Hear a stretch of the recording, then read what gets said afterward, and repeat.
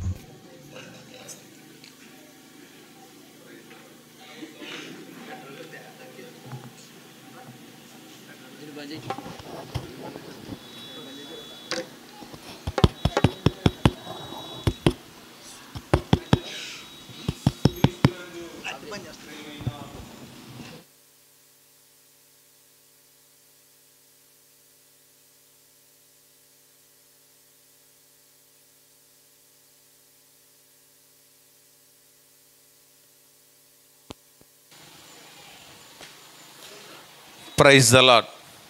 క్రీస్తునందు ప్రేమైన దేవుని బిడలారా, ఈ యొక్క సమయములో కొద్ది నిమిషాలు దేవుని వాక్యాన్ని మనం విందాం. అంతకంటే ముందు ఈ యొక్క శ్రేష్టమైన సమయం, శ్రేష్టమైన జీవితాన్ని ప్రసాదించిన ఆ దేవాత్యుదేవునికి మొట్టమొదటిగా హృదయపూర్వకముగా శిరస్సు వంచి కృతజ్ఞతాస్తుతులు చెల్లిస్తూ ఉన్నాం. అదే విధముగా ఓపికతో, విశ్వాసముతో, నిరీక్షణతో, ఆశాభావముతో ప్రభు సన్నిధిలో కూర్చున్న మీకందరికీ మన రక్షకుడైన, మన పునరుత్థానుడైన యేసుక్రీస్తు నామమున మీకందరికీ శుభాభివందనాలు తెలియజేస్తూ ఉన్నాం. క్రీస్తునందు ప్రేమైన దేవుని బిడలారా, అందరూ బాగున్నారా? బాగున్నారమ్మా? ఓకే, మనమందరము కూడా బాగుగా ఉన్నాం. కనుక ఈ యొక్క బాగుకు కారకుడు ఎవరు? దేవుడు. గనక ఈ సమయం గట్టిగా చప్పట్లు కొడుతూ దేవుని గట్టిగా అభినందించాలని ప్రభు నామను తెలియజేస్తూ ఉన్నాం.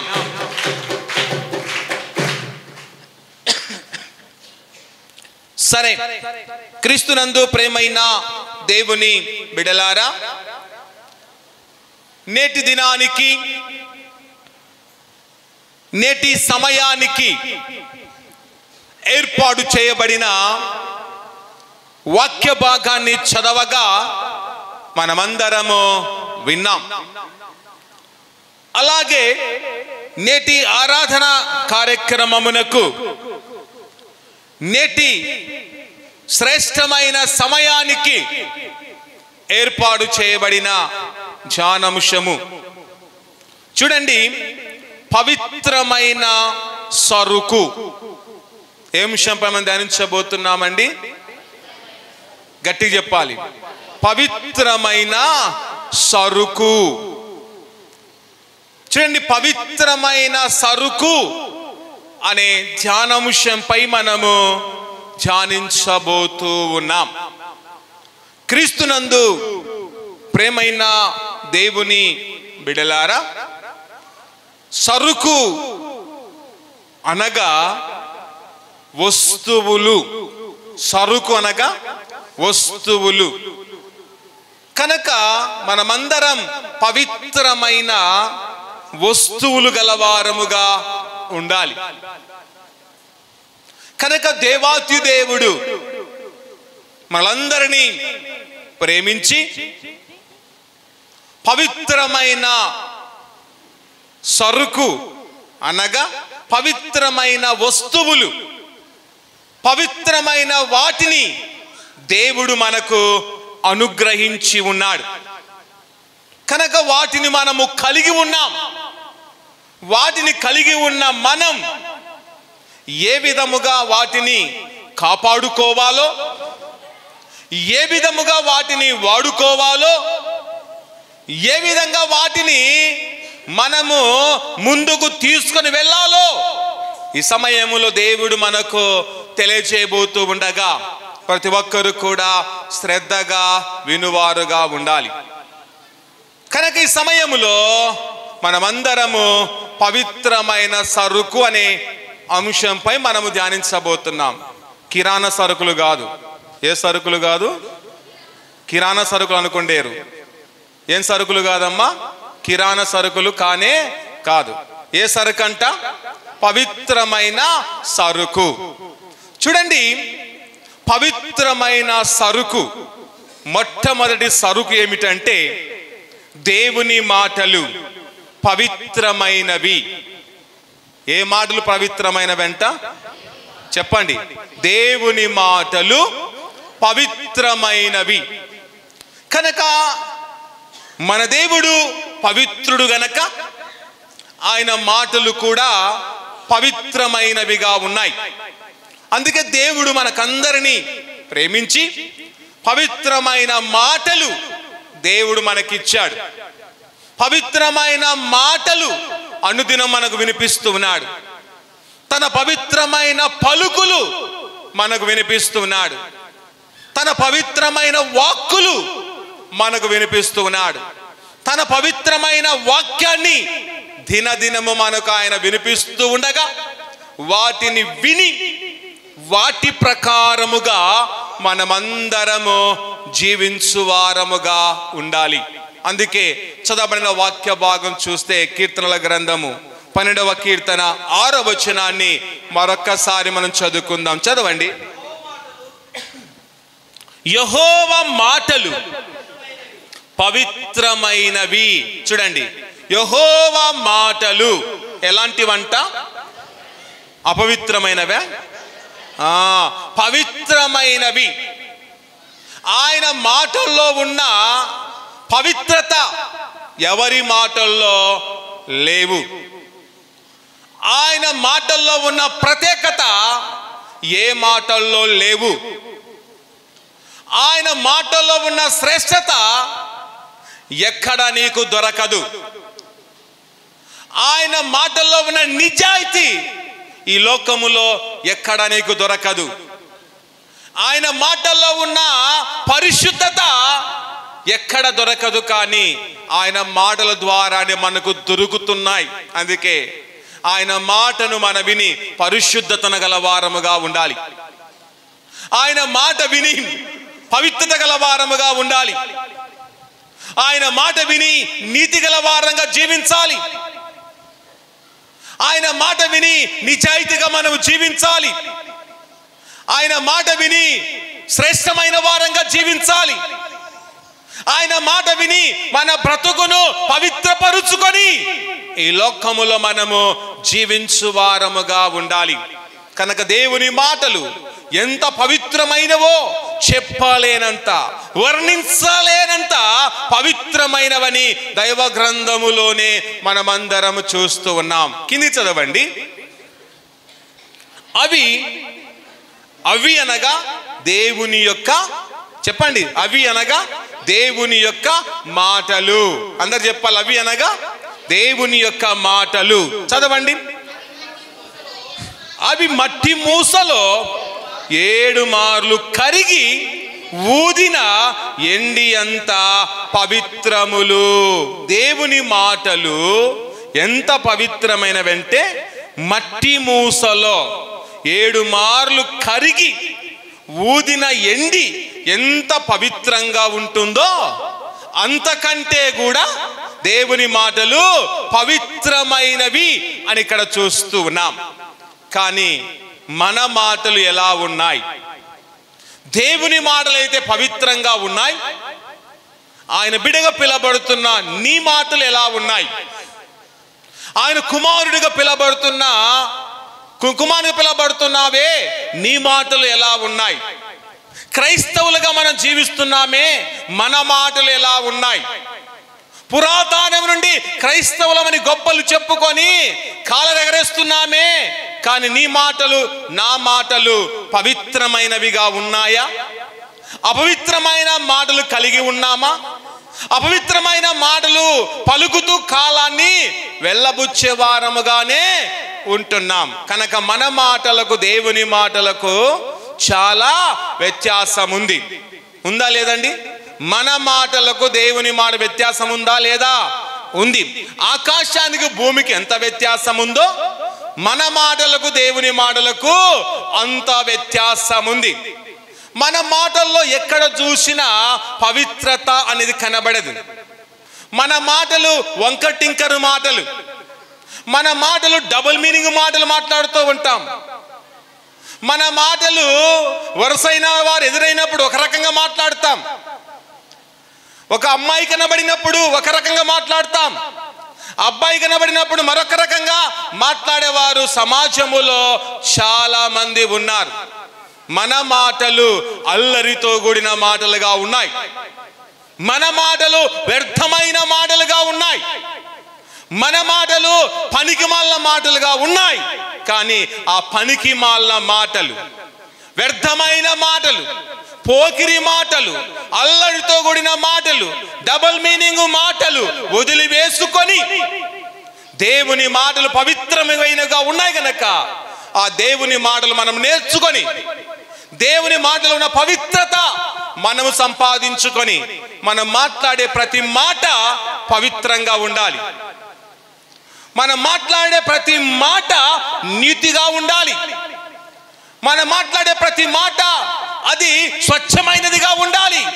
కానీ అలాంటి స్వచ్ఛత మనలో కనబడడం లేదు గనక ప్రియ బిడలారా, ప్రియ క్రైస్తవులారా, ఈ దినములో నుండి మన మాటలో పవిత్రతను మనం సంపాదించుకొని దేవుని మాటలు విని ఆ యొక్క పవిత్రమైన బ్రతుకును బ్రతికి మన మాటల్లో ఉన్న తప్పులను, మన మాటల్లో ఉన్న ఆ వంకరతనాన్ని, మన మాటల్లో ఉన్న ఆ విధానాన్ని మార్చుకొని దేవుని యొక్క మాటలు నేర్చుకొని దేవునిలో పరిశుద్ధంగా పవిత్రంగా బ్రతుకుతూ నిజమైన సరుకును కలిగి ఈ లోకములో మనము బ్రతకాలని ప్రభు నామమున తెలియజేస్తూ ఉన్నాం. తర్వాత చూడండి, పవిత్రమైన రెండవ సరుకు, రెండవ వస్తువు ఏమిటంటే పవిత్రమైన పెదవులు కలిగి ఉండాలి. మనం ఏ సరుకు కలిగి ఉండాలంట? పవిత్రమైన సరుకు కలిగి ఉండాలి. ఏంటంట? పవిత్రమైన పెదవులు ఏం కలిగి ఉండాలంట? పవిత్రమైన పెదవులు కలిగి ఉండాలి. రెండో సరుకు ఏంటి? పవిత్రమైన పెదవులు కలిగి ఉండాలి. కనుక మనమందరము పవిత్రమైన పెదవులు కలిగి జీవిస్తున్నామా? దేవుడు మనకు పెదవులు ఇచ్చాడు. ఏ మనుష్యుడు మనకు పెదవులు ఇవ్వలేదు, కానీ దేవుడే మనకు పెదవులు ఇచ్చాడు.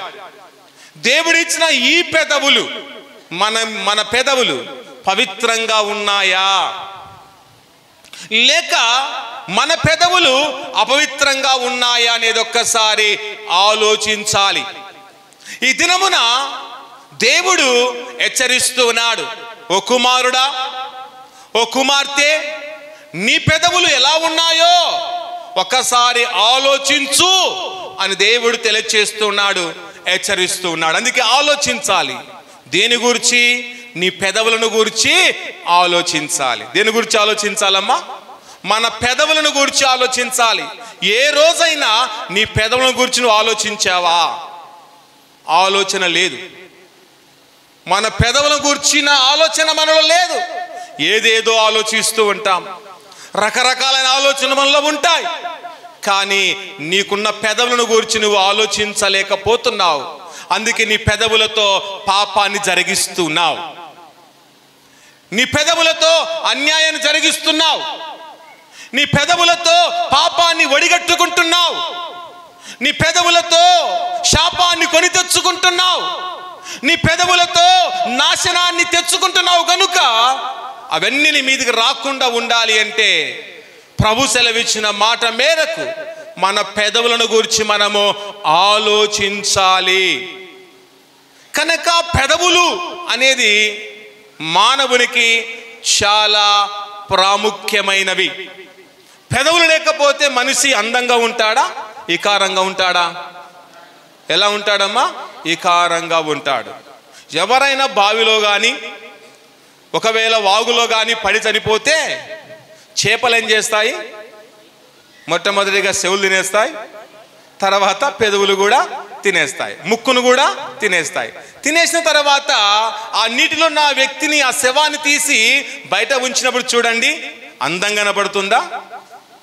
ఎలా కనపడుతుందమ్మా? వికారముగా కనబడుతుంది. కనుక మానవునికి పెదవులు చాలా అందమైనవి. పెదవులు లేకపోతే మానవునికి అందం అనేది ఉండదు. గనక దేవుడిచ్చిన యొక్క అందమైన పెదవులను మనము పవిత్రంగా ఉంచుకోవాలి, కానీ అపవిత్రంగా ఉంచుకోవడానికి వీలు లేదు. కనుక దేవుడిచ్చిన పెదవులు అందంగా లేవని ఈ మధ్య కాలంలో లిప్టిక్లు వాడేవారు చాలా మంది ఉన్నారు. ఉన్నారా లేదమ్మా? ఉన్నారు. స్త్రీలు ఎక్కువ వాడతారు.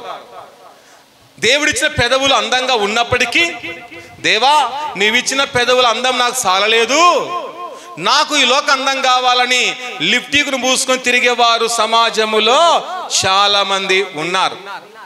అది మనకు అవసరత లేదు. నువ్వెంత లిప్టిక్ పూసుకున్నా అందము పెరగదు. ఎంత లిప్టిక్ పూసుకుని తిరిగినా నీకున్న విలువ కొంత కూడా పెరగదు. కనుక నువ్వు లిప్టిక్ పూసుకున్నంత మాత్రాన నీకు ఒరిగింది ఏమి లేదు. గనక అలాంటి వాటికి మనము బానిసలు కాకుండా, అలాంటి వాటికి మనము లొంగిపోకుండా, దేవుడిచ్చిన పెదవులే పవిత్రంగా ఉన్నాయి, ఇవే చాలా అందంగా ఉన్నాయని గర్వించి ప్రభువును స్తుతించాలి. కానీ నీ చేతులారా అందం పెంచుకోవాలని ప్రయత్నిస్తే నీ పెదవులకున్న అందం, నీకున్న విలువ నీవే కోల్పోతావని మనము జ్ఞాపకము చేసుకుని వారముగా ఉండాలి. కనుక దేవాతి దేవుడు మనకిచ్చిన యొక్క పెదవులు ఉన్నాయి. ఈ పెదవులను మనం ఎలా మార్చుకోవాలంటే పవిత్రమైన పెదవులుగా మార్చుకుని వారముగా ఉండాలి. అందుకే దైవ గ్రంథములో మనం చూడండి, జెఫన్యా గ్రంథము 3వ అధ్యాయము 9వ వచనాన్ని గమనిస్తే అక్కడ దేవాతి దేవుడు చూడండి, యూదా వారికి ఎలాంటి పెదవులు ఇచ్చాడంటే పవిత్రమైన పెదవులు ఇచ్చాడంట. ఏమిచ్చాడంట మా దేవుడు? యూదా వారికి, యూదా జనాంగానికి దేవుడు ఏ పెదవులు ఇచ్చాడంట? పవిత్రమైన పెదవులు ఇచ్చాడు. పవిత్రమైన పెదవులు వారికి ఇవ్వడం బట్టి ఆ పెదవులను వ్యర్థమైన వాటి కొరకు వారు వాడుకొనకుండా, దేవుడు తమకు పవిత్రమైన పెదవులు ఇచ్చారని తెలుసుకొని వారు ఏం చేశారు తెలుసా? దేవుని వారు సేవించిన వారుగా ఉన్నారు. కనుక యూదా వారు ఎలాగైతే ప్రభు ద్వారా పవిత్రమైన పెదవులు పొందుకొని దేవుని సేవించిన వారుగా ఉన్నారో, అలాగే దేవుడు మనకు కూడా పవిత్రమైన పెదవులు ఇచ్చాడు. ఆ పెదవులు ఇచ్చిన దేవుని ఏం చేయాలమ్మా? మనము ఏం చేయాలి? సేవించాలి. కానీ దేవుడు పెదవులు ఇస్తే ఆ పెదవులతోనే దేవుని తిట్టేవారు చాలా మంది ఉన్నారు. మీలో ఎవరైనా దేవుని తిట్టేవారు ఉన్నారమ్మా? ఉన్నారా లేదా? ఉన్నామన్నవారు చేతులు ఎత్తండి. దేవుని తిడతామన్నవారు ఎవరైనా ఉన్నారా? ఉన్నారు. చెప్పరు. ఎప్పుడు తిడతారు? బాధ కలిగినప్పుడు తిడతారు. దేవుడు నాకు అన్యాయం చేశా, నాకు మోసం చేశా, వారైతే బాగున్నారు, నా కొడుకైతే చెడిపోయాడు, నా ఇంట్లోనే మరణం రావాలనా, నా ఇంట్లో ఉన్న వ్యక్తిని తీసుకుని వెళ్ళాలనా అని ఈ విధంగా దేవుని తిట్టేవారు లేరమ్మా? చాలా మంది ఉన్నారు. తిట్టిన వారైతే మీరు చాలా బుద్ధిమంతులే. దేవుని తిట్టిన వారంటే మీరు చాలా బుద్ధిమంతులే. మానవులు దేవుని తిట్టేవారు చాలా మంది ఉన్నారు. దేవుని మీద గొనగని వారు ఎవరైనా ఉన్నారా? దేవుని మీద గొనిగే వారు ఎవరైనా ఉంటే మీరు చేతులు ఎత్తండి. ఎత్తరు. కానీ అన్ని వేళలో దేవుని మీద గొనుగుతూనే ఉంటారు, సనుగుతూనే ఉంటారు. బాగా ఆశీర్వదిస్తే దేవుని గణపరుస్తారు. కొద్ది ఇబ్బందులు రాగానే దేవుని మీద గొనిగి సనిగేవారు చాలా మంది సమాజములో, సంఘములో ఉన్నారు. కనుక నీ జీవితములో, నా జీవితములో దేవుడు మనకు ఎందుకు పెదవులు ఇచ్చాడంటే ఆయనను సేవించడానికి, ఆయన ఆరాధించడానికి, ఆయన వెంబడించడానికి మనకు పెదవులు ఇచ్చాడు. నా పెదవులు అన్నట్టుగా, ఏమో మనమే సృష్టించుకున్నట్టుగా ఈ పెదవులను దేని కొరకో వాడుతున్నాం. ఈ పెదవుల మీద అగ్గి మండిస్తాం. అగ్గి మండిస్తాం అంటే మీకు అర్థమవుతుంది. ఏం మండిస్తామమ్మా? అగ్గి. ఎలా మండిస్తాం? బీడిని పెట్టుకొని ఈ పెదవుల మీద అగ్గి మండించి అలాగే గప్ గప్ అని బీడి తాగేవారు చాలా మంది ఉన్నారు. ఇదే పెదవుల మీద సుట్టను వెలిగించేవారు ఉన్నారు.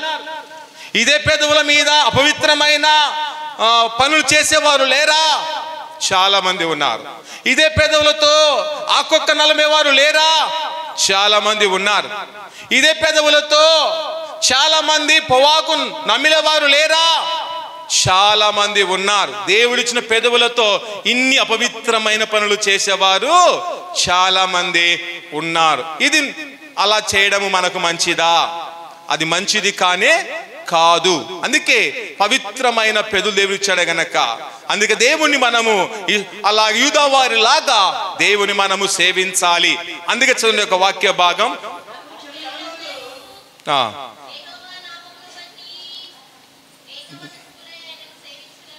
బాధ గట్టిది ఒకసారి. అప్పుడు జనులందరూ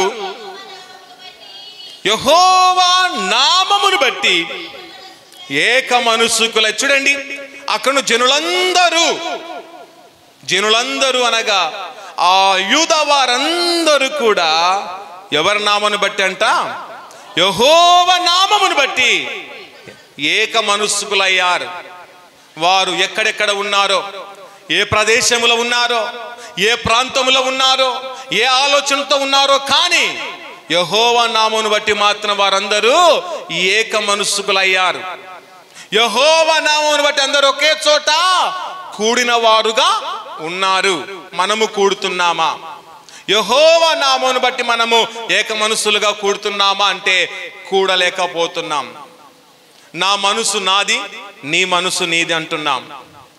నీ ఇంటి పనులు నీవి, నా ఇంటి పనులు నావి. నా వంశము నాది, నీ వంశము నాది. నీ వంశంతో నా వంశం పోల్చుకోవడం ఏంటి? నీతో నేను కూర్చోవడం ఏంటి? నీతో నేను మాట్లాడడం ఏంటి? నీతో నడవడం ఏంటి అని ఈ విధంగా గర్వించి యెహోవా నామమున అనేకులు కూడుకోలేని పరిస్థితుల్లో మనమున్నాం. మనకందరికి కావాలి పెత్తనాలు కావాలి, మనకందరికి కావాలి అధికారము కావాలి, మనకందరికి కావాలి సంపద కావాలి, మనకందరికి కావాలి ఆస్తుపాస్తులు కావాలి, కానీ ఐక్యమత్యత మనలో లేదు. అందుకే యూదావారిలో ఉన్న ఐక్యత, యూదావారిలో ఉన్న ఆ యొక్క సమాధానం, యూదావారిలో ఉన్న ఆ యొక్క ఏక మనస్సు మన సంఘములో మనం కలిగి ఉంటే ఎంత బాగుంటుందో ఒకసారి ఆలోచించుకొని, మనకున్న గర్వం, మనకున్న అహంకారం, మనకున్న ఆ పెత్తనం తొలగించుకొని యెహోవా నామమున మనమందరము కూడుకొని ప్రభువును మనమందరము సేవించాలి. అలా వారు కూడుకున్నారు. వారు ప్రభువును సేవించిన వారుగా ఉన్నట్లు అక్కడ మనం చూస్తూ ఉన్నాం. కింది చదవండి. ఆయన సేవించినట్లు నేను వారికి పవిత్రమైన పెదవులను ఇచ్చేదను. దేవాతి దేవుని సేవించినట్లుగా దేవాతి దేవుడి వారికి ఏమిస్తున్నాడంట? పవిత్రమైన పెదవులు ఇచ్చి ఉన్నాడు. కనుక మనకు కూడా ఈ సమయంలో పెదవులు ఇచ్చి ఉన్నాడు. పెదవులు లేని వారు ఎవరైనా ఉండి చేతులు ఎత్తండి అమ్మా. ఉన్నారా? పెదవు లేని వారు మీరు ఎవరైనా ఉన్నారా? ఉన్నారా? ఏమో ఆనందరాధన చెప్తున్నాడు, పెదవులు లేవా నీకు? ఓకే, ఎవరైనా ఉన్నారమ్మా? అందరికీ ఉన్నాయి. ఈ పెదవులు ఎవరిచ్చారు? దేవుడిచ్చాడు. అందుకే మనం ఆయనను ఏం చేయాలి? ఆయనను సేవించాలి, ఆయన ఘనపరచాలి, ఆరాధించుచు ముందుకు వెళ్తూ మన పెదవులను మనము కాచుకోవాలి. దేన్ని ఎలా కాచుకోవాలో కూడా దైవ గ్రంథములోనే చూస్తున్నాం. చూడండి, పేతురు రాసిన మొదటి పత్రిక 3వ అధ్యాయము 10వ వచనాన్ని చదువుకుందాం. ఎందుకంటే దేవుడు మనకు పెదవులు ఇచ్చాడు కనుక ఆ పెదవులను కాచుకునే బాధ్యత ఎవరిదండి? మనదా? నీ పక్క వారిదా? చెప్పండి అమ్మా. నీ పెదవులను కాచుకునే బాధ్యత నీదా, నీ పక్క వారిదా? నీదే. నీ పెదవి కాచుకునే బాధ్యత నీ భర్తదా లేకపోతే నీ భార్యదా? కాదు. ఎవరి పెదవులను వారే కాసుకోవాలి, ఎవరి పెదవులను వారే శుభ్రపరచుకోవాలి, ఎవరి పెదవులను వారే పవిత్రంగా ఉంచుకోవాలి అని మనమందరము గ్రహించాలి. చదవండి. ఆ జీవమును ప్రేమించి మంచి దినములు చూడగోరువాడు చెడ్డదాన్ని పలకకుండా తన నాలుకను కపటపు మాటలు చెప్పకుండా తన పెదవులను కాచుకొనవలెను. ఏ విధంగా మన పెదవులు కాచుకోవచ్చు చూడండి. జీవమును ప్రేమించి మంచి దినము చూడగోరువాడు. ఏ దినములు చూడగోరువాడంట? మంచి దినములు చూడగోరువాడు చెడ్డదాన్ని పలకకుండా తన నాలుకను కాచుకోవాలి. ఏం కాచుకోవాలంటమ్మా? చెడ్డదానిని పలకకుండా ఏం కాచుకోవాలంట? తన నాలుకను కాచుకోవాలి. తర్వాత కపటపు మాటలు చెప్పకుండా. ఏ మాటలు?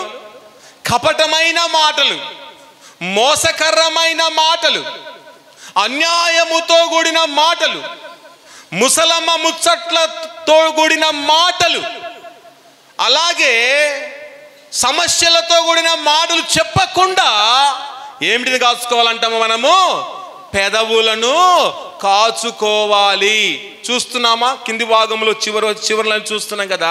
కపటపు మాటలు చెప్పకుండా తన పెదవులను కాచుకొనవలెను. నువ్వు కాచుకుంటున్నావా? కాచుకోలేకపోతున్నాం. నా పెదవులు కదా అని విచ్చలవిడిగా వదిలివేశావు. నా పెదవులు కదా అని నీ నోట నుండి మాట ఒక తుపాకీలాగా దూసుకొని వెళుతూ ఉంది. నా పెదవులు కదా అని నీ పెదవులో ఉన్న నుండి మాట ఒక బాణములాగా దూసుకొస్తూ ఉంది. అలా దూసుకురాకుండా నీ పెదవులను, నా పెదవులను చాలా జాగ్రత్తగా కాచుకోవాలి. గొర్రెల కాపరి గొర్రెలను ఎలాగైతే కాస్తాడో, గొర్రెల కాపరి లేకపోతే గొర్రెలకు ఎలాంటి ప్రమాదం వాటిల్లుతుందో, నీ పెదవులను కాచుకొనకపోతే నీ జీవితంలో తీవ్రమైన ప్రమాదాన్ని ఎదుర్కొంటావు. నీ పెదవులను గాన కాచుకొనకపోతే తీవ్రమైన నష్టము నీకే కలుగుతుంది. నీ పెదవులను గాన జాగ్రత్తగా కాచుకొనకపోతే నీవు మరణాన్ని కొని తెచ్చుకుంటావు.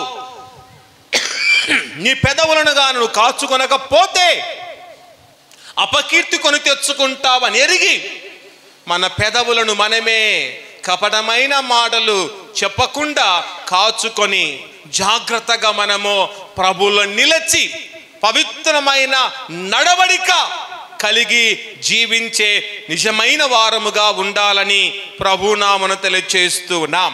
తర్వాత మూడవ సరుకు, పవిత్రమైన సరుకు ఏమిటంటే పవిత్రమైన చేతులు కలిగి ఉండాలి. ఏం కలిగి ఉండాలమ్మా? పవిత్రమైన చేతులు. ఈ చేతులు ఎవరిచ్చారు? మన తల్లిదండ్రులు ఇచ్చారా? లేకపోతే నువ్వు నమ్ముకున్న నాయకుడు ఇచ్చాడా? లేకపోతే మన కన్నవారిచ్చారా? ఎవరు కూడా ఇవ్వలేదు. మనకు చేతులు ఇచ్చినది ఎవరు? దేవుడు. ఇది మనకు ఒక వస్తువుగా దేవుడు మనకిచ్చాడు, ఒక సరుకుగా ఈ చేతులను ఇచ్చాడు. ఇచ్చిన ఈ సరుకును కాపాడుకునే బాధ్యత ఎవరిదండి? ఎవరిదండి? మనదే. మన చేతులను కాపాడుకునే బాధ్యత ఎవరిది అంటే మనదే. దేవుడిచ్చాడు, వదిలివేశాడు. కాపాడుకుంటే నీ ఇష్టం, కాపాడుకొనకపోతే నీ కర్మ అని దేవుడు వదిలివేశాడు. కాపాడుకుంటే బాగుంటుంది, కాపాడుకొనకపోతే నీ జీవితంలో నీవే నష్టాన్ని కొని తెచ్చుకుంటావు అని తెలుసుకొని మన చేతులను మనము కాపాడుకొని మన చేతులను పవిత్రమైన చేతులుగా మనము ఉంచుకోవాలి. అనుకోవచ్చు, సార్ నా చేతులు చాలా పవిత్రంగా ఉన్నాయి అని మీరు అనుకోవచ్చు. చేతులు శుభ్రంగా ఉన్నంత మాత్రాన చేతుల పవిత్రత ఉంటుందా? ఉంటుందమ్మా. ఈ రెండు చేతులు అందరి చేతులు మీ చేతులు ఒకసారి మీరే కళ్ళారా చూసుకోండి. చేతులు ఉన్నవారు ఎత్తండి అయ్యా. మీకు లేవా చేతులు? పురుషులు బయట ఉన్న వారి చేతులు అందరూ ఇట్లా పెట్టి మీ అరిచేతుల్లో మీ యొక్క అరిచేతులు ఒకసారి చూసుకోండి. చూసుకున్నారా? ఓకే, చూసుకున్నారు కదా. చూసుకుంటే ఏమైనా మరక కనపడుతుందా మన చేతుల్లో? ఏం కనపడలే. ఎందుకంటే అందరం నీట్గా స్నానం చేసి వచ్చాం, అందరం నీట్గా సబ్బుతో స్నానం చేసి వచ్చాం కనుక చేతులకున్న మురికి, మన శరీరానికి ఉన్న మురికి అంతా పోయి ఉంటుంది. ఇప్పుడు మన శరీరము, మన యొక్క చేతులు చాలా నీట్గా కనబడుతున్నాయి. నీట్గా కనబడుతున్నాయి అంటే నీ చేతుల పవిత్రత ఉన్నట్ట? చెప్పండి అమ్మ, మీ చేతుల పవిత్రత ఉన్నట్ట? లేదు. కనుక పవిత్రత ఉందో లేదో ఎవరికి తెలుస్తుందంటే నీకు తెలుస్తుంది, నేను సృష్టించిన దేవుని తెలుస్తుంది. నీ చేతుల పవిత్రత ఉందో లేదో చేతులు ఇచ్చిన దేవునికి మాత్రమే తెలుస్తుంది. కనుక ఈ సమయంలో మన చేతులు పవిత్రంగా ఉండాలంటే యేసుక్రీస్తు యొక్క ఆ శిలువ రక్తములో మన చేతులను కడుగుకొని పవిత్రంగా ఉంచుకొని పవిత్రమైన చేతులెత్తి ఇతరులను మనము కొట్టాలి. మంచిదే ఇది. పవిత్రమైన చేతులెత్తి ఇతరులను బాధాలి. కరెక్టా? పవిత్రమైన చేతులెత్తి ఇతరులను పిడిగుద్దులు గుద్దాలి. కరెక్టా? పవిత్రమైన చేతులెత్తి ఇతరులను తీవ్రంగా గాయపరచాలి. కరెక్ట్ అమ్మా? చెప్పండి, కరెక్ట్ అంటే? కరెక్ట్ కానే కాదు. పవిత్రమైన చేతులెత్తి ఏం చేయాలంట? యెహోవా నామమున ప్రార్థన చేయాలి. ఏం చేయాలమ్మా? యెహోవా నామమున ప్రార్థన చేయాలి. ఎలా ప్రార్థన చేయాలో దైవ గ్రంథములో చూద్దాం. తిమోతికి రాసిన మొదటి పత్రిక 2వ అధ్యాయం 8వ వచనాన్ని ఒక్కసారి చదువుకుందాం.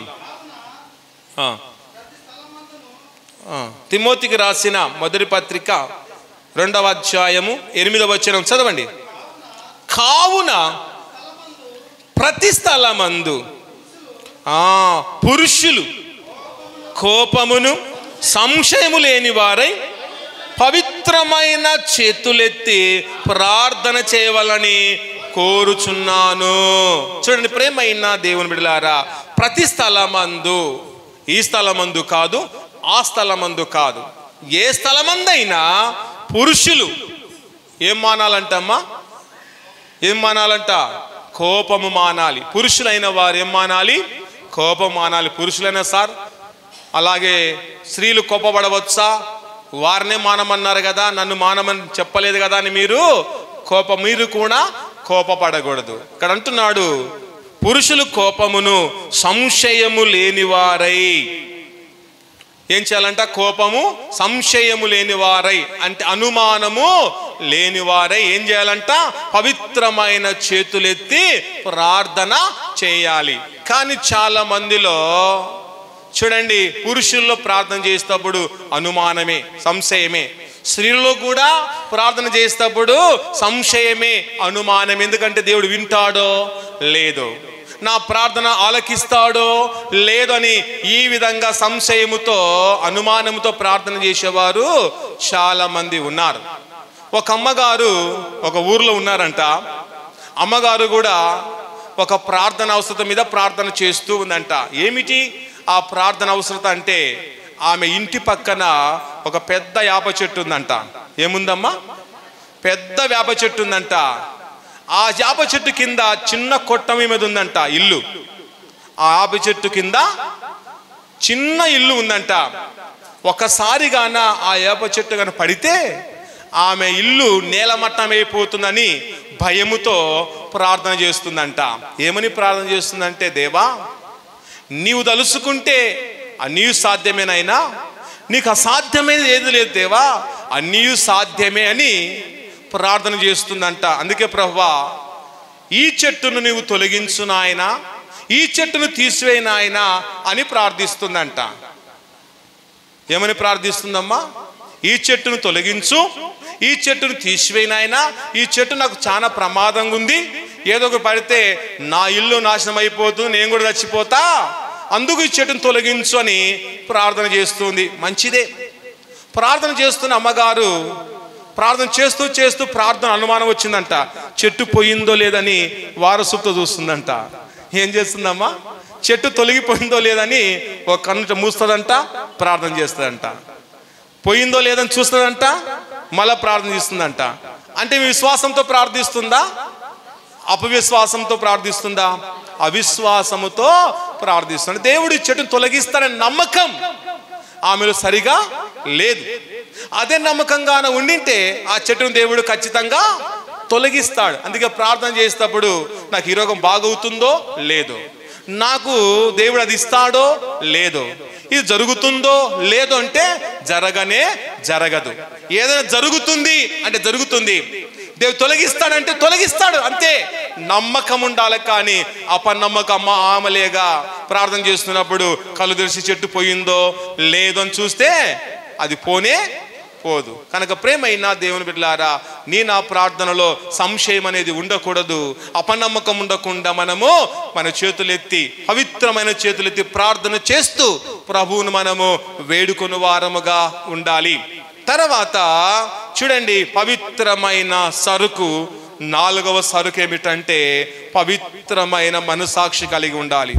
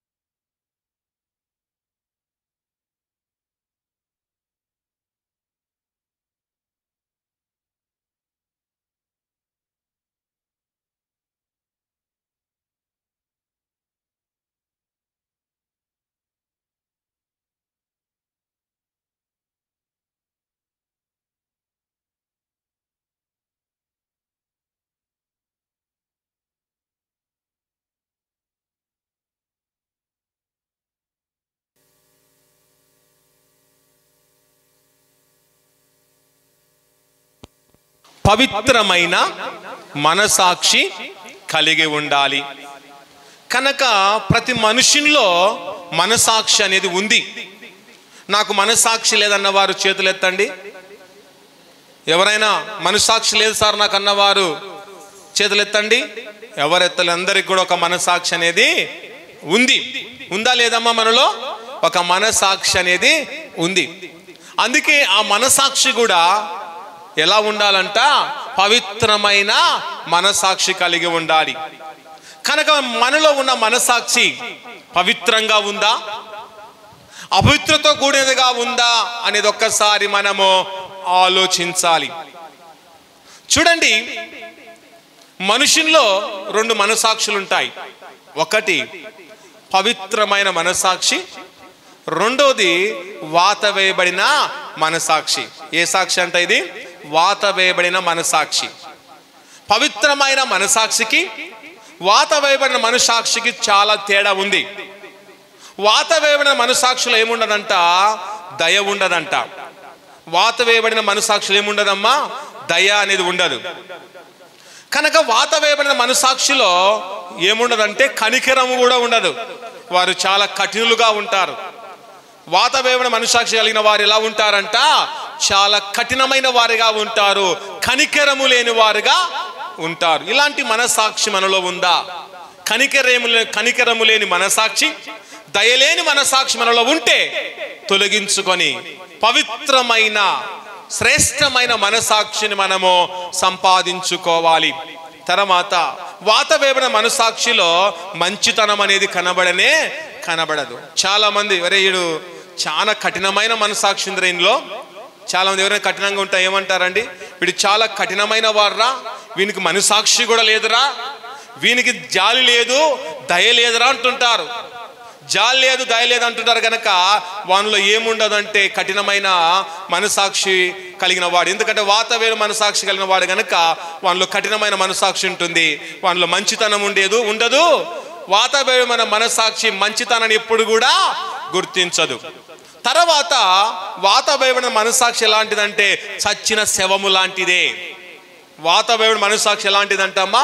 చచ్చిన శవం ఎలాగైతే ఉండిపోతుందో, వాతవేవుడ మనసాక్షి గలవాడు కూడా చచ్చిన శవముతోను సమానము అని మనము జ్ఞాపకము చేసుకొని, నీవు నేను ఈ లోకములో ఉన్నంత వరకు, కొన ఊపిరి మనలో ఉన్నంత వరకు ఖచ్చితంగా పవిత్రమైన మనసాక్షి కలిగి జీవించు వారముగా ఉండాలి.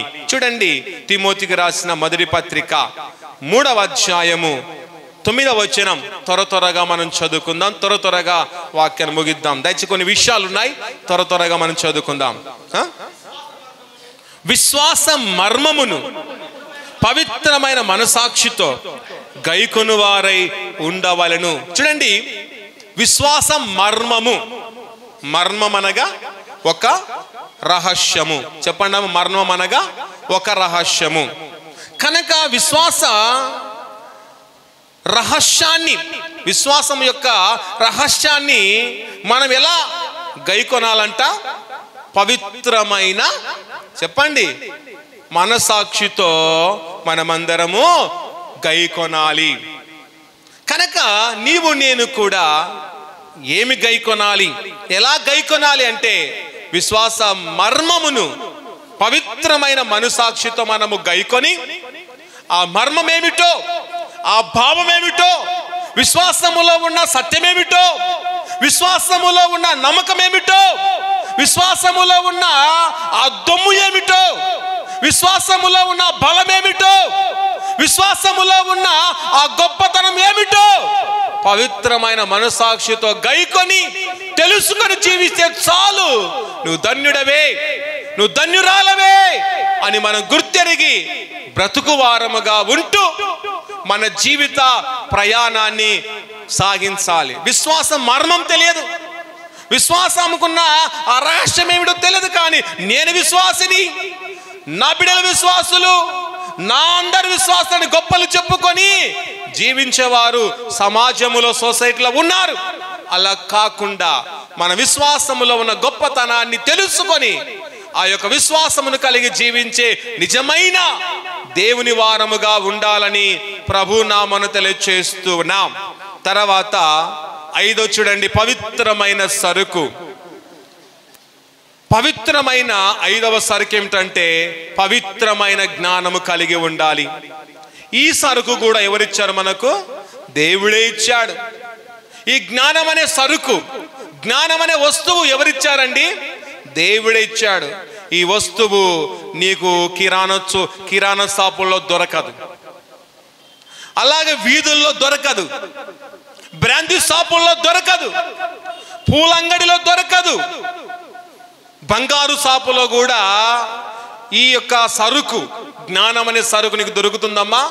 ఎక్కడ దొరకదు. కనుక అమ్మేవారు లేరు, కొనేవారు కూడా లేరు. ఎక్కడన్నా జ్ఞానం అమ్మేవారు ఉంటే కొంచెం చెప్తే నేనన్నా కొనుక్కొచ్చుకుంటా. ఏమో మీరేమన్నా తెలుసమ్మా మీకు? ఎవరైనా జ్ఞానం అమ్మేవారు ఉంటే నేనన్నా జ్ఞానాన్ని కొనుక్కొచ్చుకుంటా. కానీ అమ్మేవారు లేరు, కొనేవారు కూడా ఎవరు లేరు. కొనడానికి నా తరము కాదు, అమ్మడానికి వారి తరము కూడా కాదు. కానీ దేవుడు మనల్ని ప్రేమించి నా బిడ్డలు జ్ఞానవంతులుగా ఉండాలని, నా బిడ్డలు జ్ఞానవంతులుగా మారాలని, నా బిడ్డలు జ్ఞానం గల వారుగా ఉండాలనే ఉద్దేశముతో చూడండి, జ్ఞానం అనే సరుకును మనకు దేవుడు ఉచితంగా ప్రసాదించాడు. ఏమిచ్చాడమ్మా? ఉచితంగా ఇచ్చాడు. ఏమైనా డబ్బు ఆశించాడా నీకు జ్ఞానం ఇవ్వడానికి? ఏమైనా ధననాశించాడా దేవునికి జ్ఞానం ఇవ్వడానికి? ఏమీ ఆశించకుండా తన ఉచితమైన కృప ద్వారా మన జ్ఞానాన్ని అనుగ్రహించాడు. అందుకే నీవు నేను పవిత్రమైన జ్ఞానము కలిగి ఉండాలి. ఈ పవిత్రమైన జ్ఞానం భూ సంబంధమైనదా? చెప్పండి అన్న.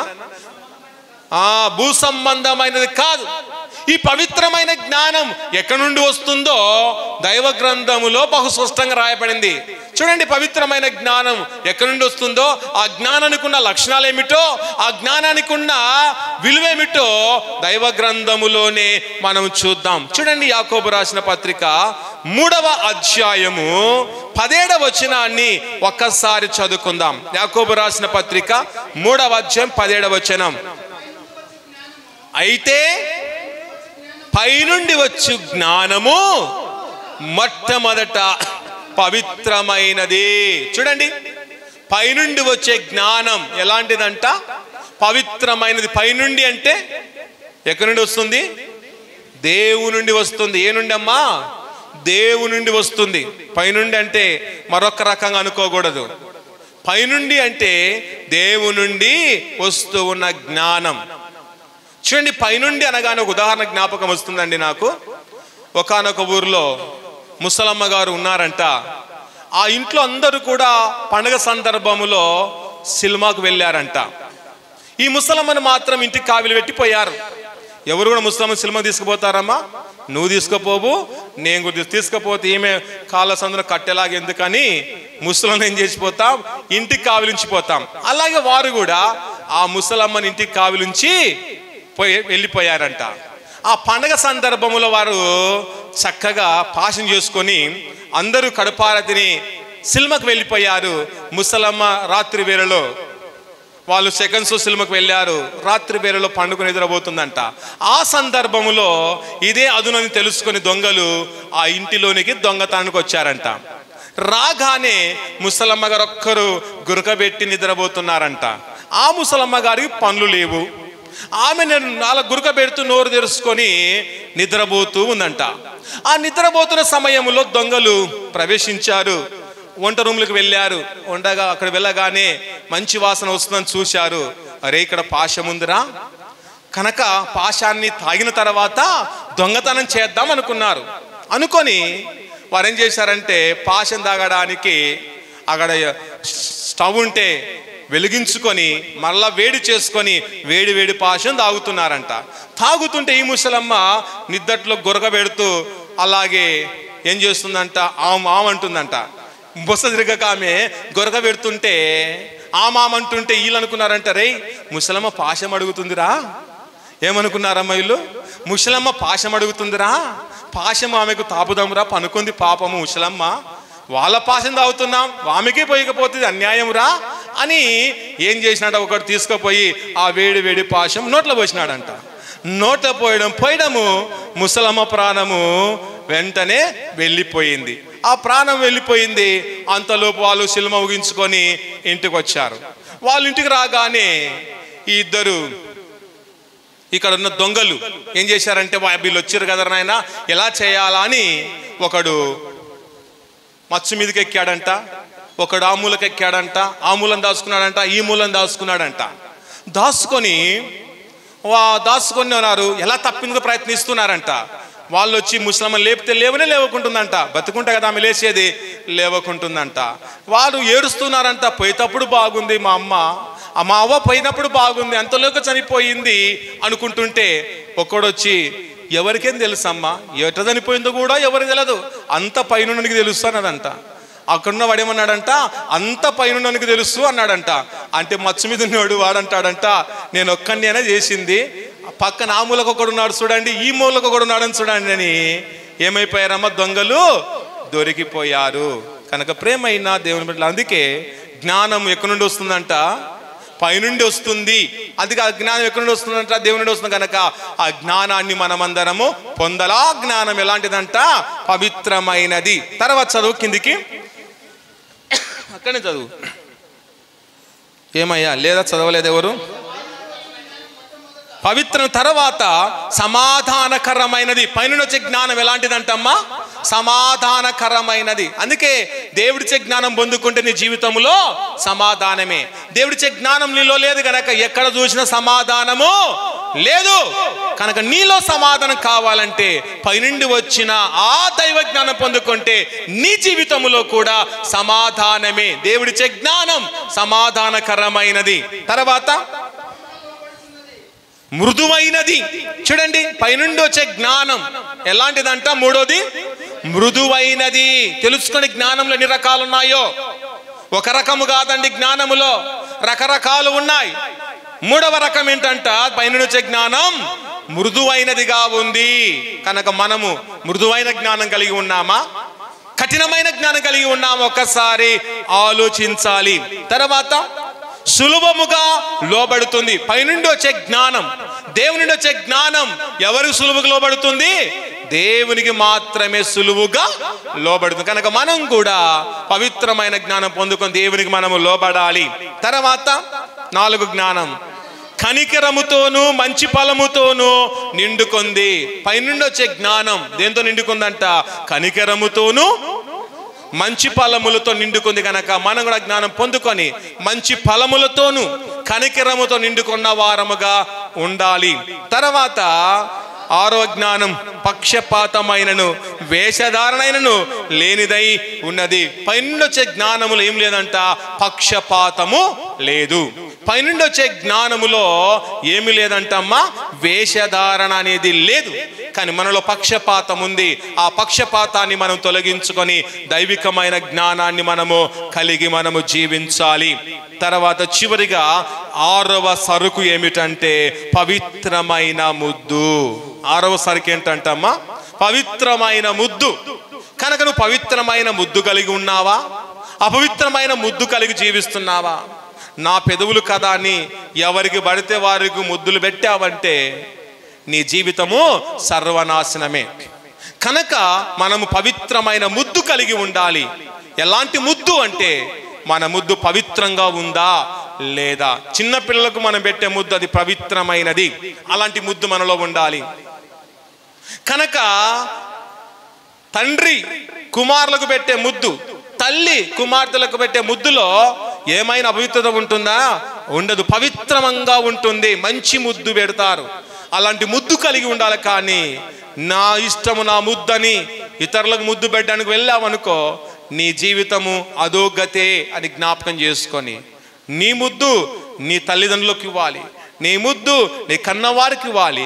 నీ ముద్దు నీ బిడ్డలకి ఇస్తూ మన బిడ్డలను ప్రేమిస్తూ ముందుకు మనము కొనసాగువారముగా ఉండాలి. అందుకే దైవ గ్రంథములో చూడండి, రోమీలకు రాసిన పత్రిక 16వ అధ్యాయము 16వ వచనాన్ని ఒక్కసారి చదువుకుందాం. త్వరగా చదవండి. రోమీలకు రాసిన పత్రిక పవిత్రమైన ముద్దు పెట్టుకొని ఒకరికొకడు వందనములు చేయడి. ఏ ముద్దు పెట్టుకోవాలంటమ్మా? పవిత్రమైన ముద్దు. లోపల ఒకటి ఉంచుకోకూడదు, బయటికి మరొకటి చూపకూడదు. పవిత్రమైన ముద్దు పెట్టుకుంటూ ఒకరికొకరము వందనాలు చెప్పుకోవాలి. చెప్పుకుంటున్నామా అంటే చెప్పుకోలేకపోతున్నాం. ఒకరికొకరు వందనాలు చెప్పుకోలేకపోతున్నాం. కడుపులో కత్తెరలు ఉంచుకుంటాం, బయటికేమో తేనె పూసిన కత్తిలాగా కనబడుతుంది. అలా ఉండకుండా ఒకరికొకరు మనము ముద్దులు పెట్టుకుంటూ ఒకరినొకరు మనము ప్రేమించుకొని ముందుకు మనము కొనసాగాలి. ఏ ముద్దు అంటే లోకానుసారమైన ముద్దు కాదు, ఆత్మానుసారమైన ముద్దు మనము కలిగి జీవించువారుగా ఉండాలి. దైవ గ్రంథములో చాలా మంది ముద్దు పెట్టిన వారు ఉన్నారు. కానీ యూదా ఇస్కరియోతు కూడా ముద్దు పెట్టాడు. ఏ ముద్దు అంటే ఆ ముద్దు అపవిత్రమైన ముద్దు. ముద్దులో కూడా రకాలు ఉన్నాయి. ఏ ముద్దు అంటే అపవిత్రమైన ముద్దు ఉంది, తర్వాత మోసపూరితమైన ముద్దు ఉంది, కపట ముద్దు ఉంది, నమ్మక ద్రోహం అనే ముద్దు ఉంది. యూదా ఇస్కరియోతు ఏ ముద్దు అంటే నమ్మక ద్రోహమైన ముద్దు. యేసు ప్రభుల వారికి ముద్దు పెట్టి ఏం చేశాడు? నమ్మక ద్రోహం చేసి యేసయ్యను అప్పగించాడు. కనుక నీవు ఒకవేళ యూదా ఇస్కరియోతు ముద్దు కలిగి జీవిస్తున్నావా? లేక పవిత్రమైన ముద్దు నీలో ఉంటే అది మంచిది. కానీ మోసపూరితమైన ముద్దు, అలాగే నమ్మక ద్రోహం అనే ముద్దు నీవు నేను కలిగి ఉంటే తొలగించుకుందాం. యూదా ఇస్కరియోతు యేసయ్యకు నమ్మక ద్రోహం అని ముద్దు పెట్టి యేసయ్యను సిలువకు అప్పగించిన వాడుగా ఉన్నాడు. కనుక మనం అలాంటి వారం కాకుండా మనమందరం దేవుడిచ్చిన ఈ పవిత్రమైన సరుకు, ఈ పవిత్రమైన వస్తువులు ఎక్కడ దొరకవు కానీ దేవునికి ఇచ్చాడు కనుక ఇచ్చిన వీటిని పవిత్రంగా కాపాడుకొని పరిశుద్ధంగా ఉంచుకొని పవిత్రమైన నడవడికతో జీవిస్తూ ఆయన ఇచ్చే ఉన్నతమైన తన దయ దాక్షణ్యమును పొందుకొని విశ్వాసముతో మనము ముందుకు కొనసాగు వారముగా ఉందాం. ప్రార్థించుకుందాం. తలలు వంచండి, ప్రార్థన చేసుకుందాం. తలలు వంచి ప్రార్థిస్తూ ఉంటుండగా ప్రార్థన చేసుకొని దేవుడిచ్చే ఉన్నతమైన తన కరుణ తన కటాక్షతను సమయములో పొందుకుందాం. అందరూ ప్రార్థిస్తుండగా సంఘ స్త్రీల ఒక్కరు ఒక వాక్య ఫలింపు కొరకు క్లుప్తంగా ప్రార్థించాలని ప్రభునామం తెలియజేస్తూ ఉన్నాం.